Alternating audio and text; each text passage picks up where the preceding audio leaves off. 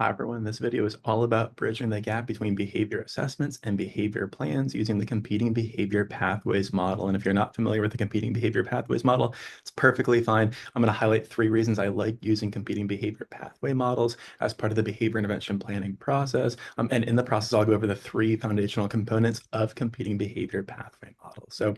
The first one is it enhances goodness of fit between behavior assessments and behavior plans. The competing behavior pathway model does because we have our 3-term contingency present in the competing behavior pathway model. In other words, we have setting events, our slow triggers of problem behaviors, if applicable. We have our antecedents, our quick triggers of problem behaviors. We've got the behavior itself. We've got what the student access or avoided, so the function of the behavior afterwards. We have that contingency present in the competing behavior pathway model.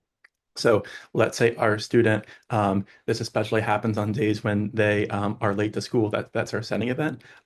They walk into the classroom. If they are prompted to complete independent seat work activity, there's our antecedent. They engage in property disruption behavior, and then they're kicked out of the room, and that's avoidance, escape, maintain behavior. We have that contingency present in our competing behavior pathway model. The reason that's important, it enhances goodness of fit between behavior assessment, identifying the root cause of the behavior, in this case, avoidance, escape, and the interventions that we are putting in place.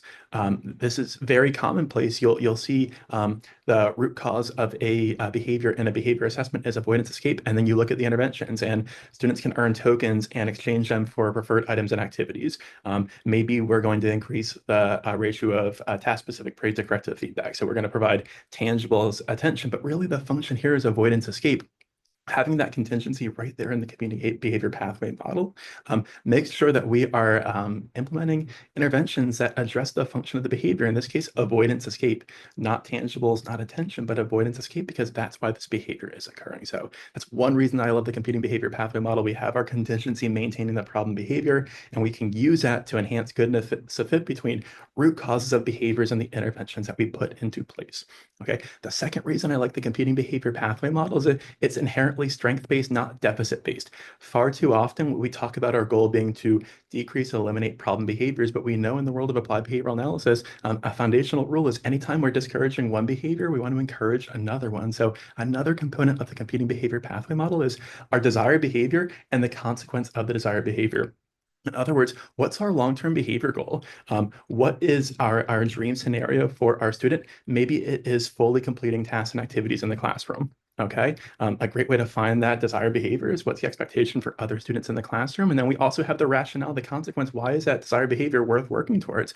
Maybe it's improving grades, skill mastery. We are focusing on socially significant long-term behavior goals with our student. The goal is not to just decrease problem behaviors, to increase desired behaviors at the same time. We talk all the time about how behavior goals need to be specific and attainable. They also need to be socially significant, and the competing behavior pathway makes sure that the goals we are working towards are socially significant. The third and final reason I like competing behavior pathway models, and this is another component, is an alternative or a replacement behavior. Think of this as a step towards that long-term behavior goal, but it still results in the same function for our student. So maybe going back to the example I shared at the beginning of this video, our student comes into the classroom, prompted to complete independent seat work, and what do? They engage in property destruction. They tear down bulletin boards, and then we have a behavioral crisis, and that student is taken out of the classroom. Maybe instead they can ask for a brief activity break. They can ask to work with an adult or a preferred peer. They can use a break card. They can request to take a 2-minute walk and then come back and then work on that activity. Those would be examples of alternative or replacement behaviors. All right, they're steps towards our long-term behavior goal because they're going to result in that student spending more time in the classroom and consequently spending more time on task, but they also address that avoidance escape that's maintaining that property destruction.